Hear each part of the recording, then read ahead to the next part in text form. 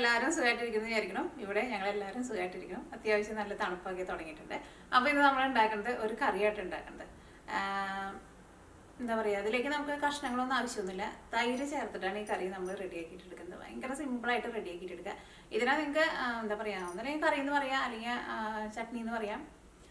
അത് രണ്ടും കൂടിയിട്ടുള്ള ഒരു സംഗതിയാണ് നമ്മൾ ഉണ്ടാക്കാൻ വേണ്ടിയിട്ട് പോകുന്നത്. ചോറിൻ്റെ കൂടെ അല്ലെങ്കിൽ പിന്നെ അപ്പത്തിൻ്റെ കൂടെ, ചപ്പാത്തിയുടെ കൂടെ, ദോശയുടെ കൂടെ, ഇഡ്ഡലിയുടെ കൂടെ, എന്തിൻ്റെ കൂടെ കഴിക്കാനാണെങ്കിൽ നല്ല ടേസ്റ്റ് ആയിരിക്കും. നമ്മൾ അച്ചാറൊക്കെ നമ്മൾ സ്റ്റോർ ചെയ്ത് വെക്കില്ലേ, അതേപോലെ നമുക്ക് സ്റ്റോർ ചെയ്ത് വെക്കാൻ വേണ്ടിയിട്ട് പറ്റും. അത്രയ്ക്ക് നാൾ വെക്കാൻ വേണ്ടിയിട്ട് പറ്റില്ല, പക്ഷേ ഒരു 2 ആഴ്ച വരെയൊക്കെ നമ്മൾ ഫ്രിഡ്ജിൽ എടുത്ത് വെച്ചിട്ടുണ്ടെങ്കിൽ കേടുവരാണ്ടിരിക്കുകയും ചെയ്യും. അപ്പോൾ നിങ്ങൾ ട്രൈ ചെയ്ത് നോക്കണം. ഒരുപാട് സമയം നടക്കുന്നില്ല, പെട്ടെന്ന് തന്നെ റെഡിയാക്കിയിട്ട് എടുക്കാനും പറ്റും.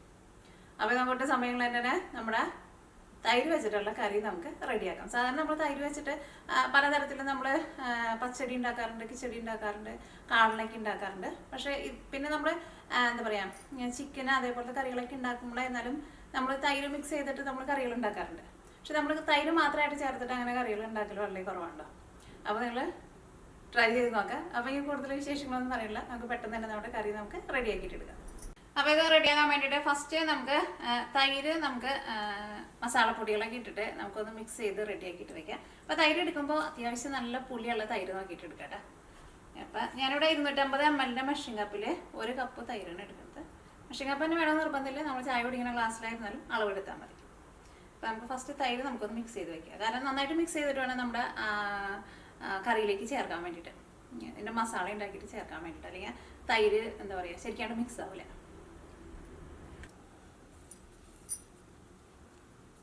ഇതിലേക്ക് 1/4 ടേബിൾ സ്പൂൺ മഞ്ഞൾപ്പൊടി ചേർക്കുന്നത്. മല്ലിപ്പൊടിയാണ്. മല്ലിപ്പൊടി ഇതാ ഇതേപോലെ ഇങ്ങനെ ടേബിൾ സ്പൂണിൽ ഇങ്ങനെ നിറച്ചെടുക്കണ്ട കേട്ടോ, 1 ടേബിൾ സ്പൂൺ.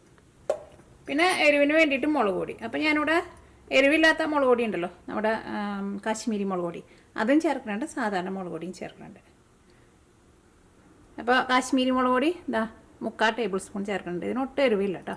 അപ്പോൾ ഒരു നല്ലൊരു കളറും കാണാൻ വേണ്ടിയിട്ട്, ഒരു ഭംഗിക്ക് വേണ്ടിയിട്ടാണ് ഈ മുളക് ചേർക്കുന്നത്.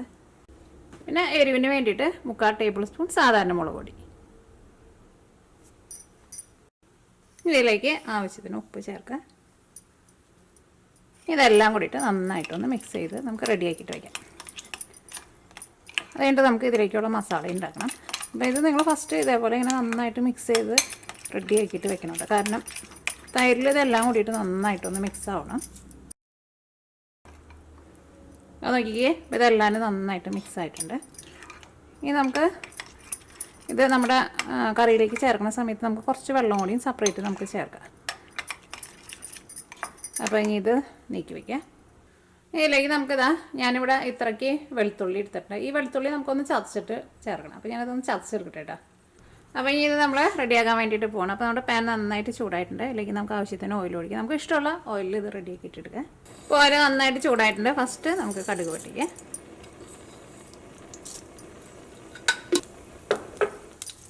ഒരു 2 നുള്ള ഉലുവയും ചേർക്കാം.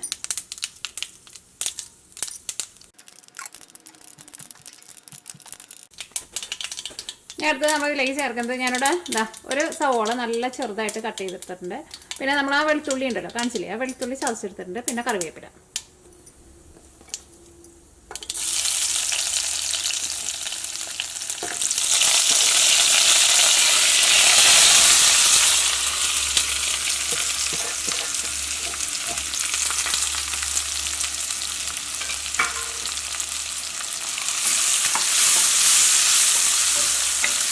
ഇതെല്ലാം കൂടിയിട്ട് നന്നായിട്ടൊന്ന് മൊരിഞ്ഞ് വരണം.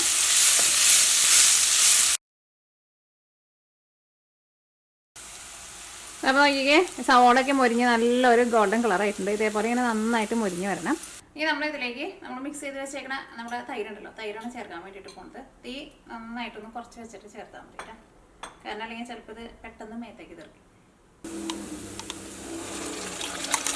കാരണം ഇത് നല്ല തീ കൂട്ടി വെച്ചിട്ടുണ്ടെങ്കിൽ ഇത് പുറത്തേക്ക് കുറച്ച് തെറിക്കും കേട്ടോ. ഇങ്ങനത്തെ പുളിയൻ പാത്രം ആകുമ്പോൾ അത്രയ്ക്ക് കുഴപ്പമില്ല. അപ്പോൾ ഇതിലേക്ക് നമ്മൾ കുറച്ച് വെള്ളം ചേർത്തിട്ട് കുറച്ച് വെള്ളം കൂടിയും ചേർക്കുന്നുണ്ട്. ഒരു 3/4 ഗ്ലാസ് വെള്ളം ചേർക്കും.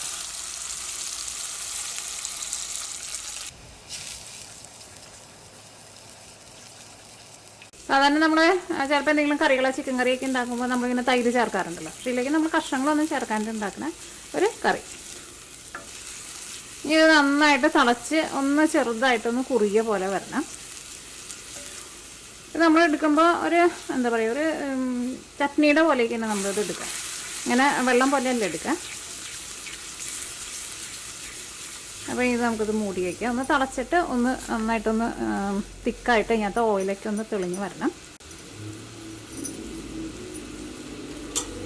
മൂടി വയ്ക്കാം.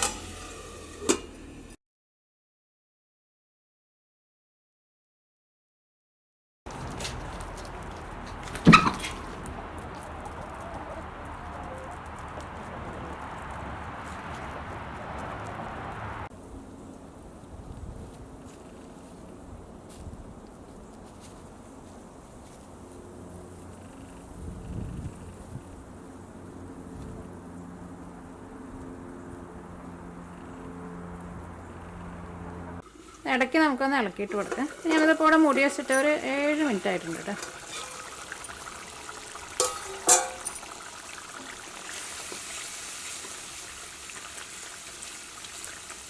ഇപ്പോൾ ഇത് തിക്കായി തുടങ്ങിയിട്ടുണ്ട്. ഒന്നും കൂടി ഒന്ന് തിക്കായിട്ട് വരണം. നിങ്ങൾ ടേസ്റ്റ് നോക്കിയിട്ട് ഇതിലേക്ക് ഉപ്പ് വേണമെന്ന് വെച്ചിട്ടുണ്ടെങ്കിൽ ഉപ്പ് ചേർക്കുക. ടേസ്റ്റ് നോക്കേ.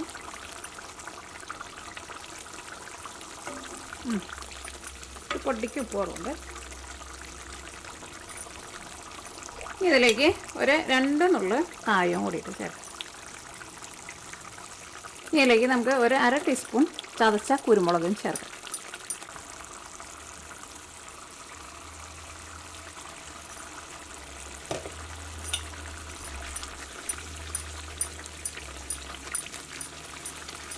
ഇനി അത് നമുക്ക് മൂടി വയ്ക്കണ്ട കേട്ടോ. തുറന്ന് വെച്ചിട്ട് തന്നെ ഒന്നും കൂടി ഒന്ന് തിക്കാക്കിയിട്ട് എടുക്കാം.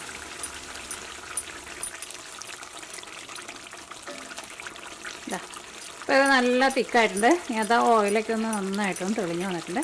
ഇനി നമുക്ക് തീ ഓഫ് ചെയ്യാം. ഇത് നമുക്കൊരു സർവിങ് പ്ലേറ്റിലേക്ക് പാർത്താം.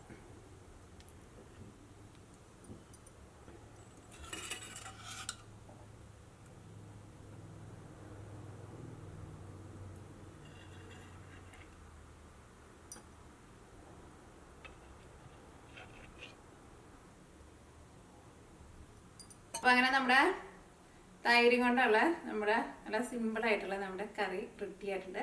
ഇതിൻ്റെ മുകളിൽ അത്യാവശ്യം നന്നായിട്ട് ഓയിൽ തെളിഞ്ഞ് നിൽക്കുന്നുണ്ട്. കാരണം ഈ തൈര് നന്നായിട്ട് ചൂടാകുമ്പോൾ തൈര് ഒന്ന് പിരിഞ്ഞ പോലെയാണല്ലോ ഇരിക്കുക. അപ്പോൾ അതിൻ്റെ ഉള്ളിലേക്ക് ഒട്ടും ഓയിൽ ഇരിക്കില്ല. ഓയിൽ നന്നായിട്ട് ഇങ്ങനെ ഈ കറിയുടെ മുകളിൽ ഇങ്ങനെ തെളിഞ്ഞ് നന്നായിട്ട് നിൽക്കുക. അപ്പോൾ നിങ്ങൾ ഫ്രിഡ്ജിൽ എടുത്ത് വെക്കുന്നുണ്ടെന്ന് വെച്ചിട്ടുണ്ടെങ്കിൽ ഓയിൽ അങ്ങനെ തന്നെ മുകളിൽ ഇരുന്നോട്ടെ. നിങ്ങൾ കഴിക്കാനെടുക്കുമ്പോൾ ഓയിലെടുത്ത് മാറ്റിയാൽ മതി. അപ്പോൾ ഞാൻ ടേസ്റ്റ് ചെയ്ത് നോക്കിയിട്ട് പറയാം. പിന്നെ ഇതിലേക്ക് നമ്മൾ ഉലുവയും കായും ഒക്കെ ചേർത്തിട്ടുണ്ടായിരുന്നില്ല. അതിൻ്റെ എല്ലാത്തിൻ്റെയും കൂടിയിട്ടാണ് ടേസ്റ്റ് ആയി കഴിയുമ്പോൾ ശരിക്കും നല്ല ടേസ്റ്റാണ്. നിങ്ങൾ ട്രൈ ചെയ്ത് നോക്കിയോ. അത്യാവശ്യം നല്ല എരിവുണ്ട്. ഞാനെടുത്തത് നല്ല പുളിയുള്ള തൈരായിരുന്നു. ഇത് കടയിൽ നിന്ന് വാങ്ങിച്ച തൈരായിരുന്നു. അപ്പം കടയിൽ നിന്ന് സാധാരണ ഇവിടെ തൈര് വാങ്ങുമ്പോൾ ഒട്ടും പുളി ഉണ്ടാവില്ല.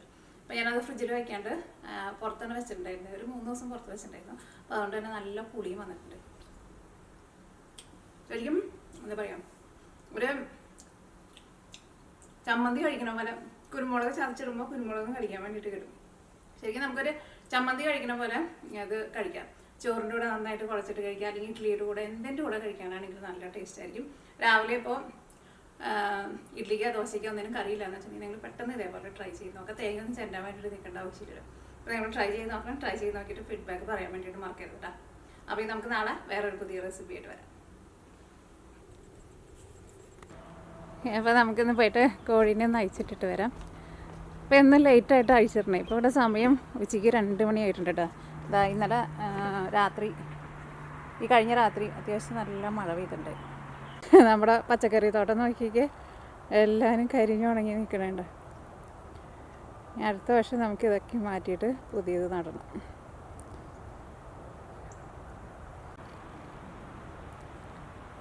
ഈ തണുപ്പ് തുടങ്ങുന്നതിന് മുമ്പ് ഈ മരത്തുമ്പോൾ ഒരു ചുമന്നിട്ട് ഒരു റംബൂട്ടാൻ്റെ പോലത്തെ ഒരു കായ് ഉണ്ടായിട്ടുണ്ടായിരുന്നില്ലേ, അത് 2 കൂടി നിൽക്കുന്നുണ്ട്. കണ്ട പഴുത്ത് നന്നായിട്ട് ഉണങ്ങി നിൽക്കാതെ.